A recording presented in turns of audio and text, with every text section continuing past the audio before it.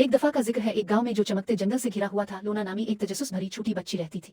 इसकी आंखें बड़ी बड़ी थीं और दिल ख्वाबों से भरा हुआ था। हर रात वो अपने घर के पीछे पहाड़ी पर चढ़ती और सितारों को देखती।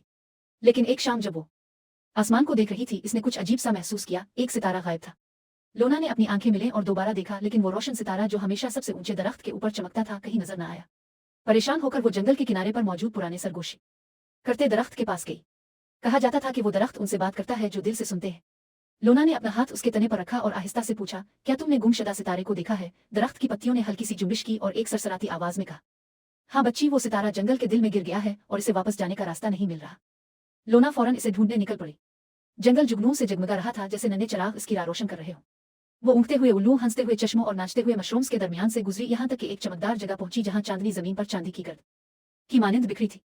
वहां चमकते फूलों के दरमियान एक सितारा पड़ा था। वो छोटा सा था, एक सेब जितना, और उसकी रोशनी मध्यम थी। मैं चमकना भूल गया हूँ, सितारे ने हल्की सी आवाज में कहा।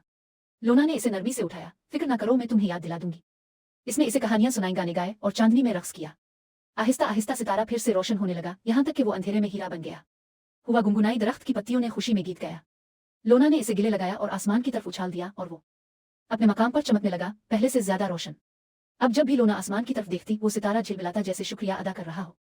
और यूं एक गांव में जो ख्वाबों और सरगोशियों से भरा था, लोना और सितारे ने सबको याद दिलाया कि मोहब्बत अपना रास्ता पा सकती है।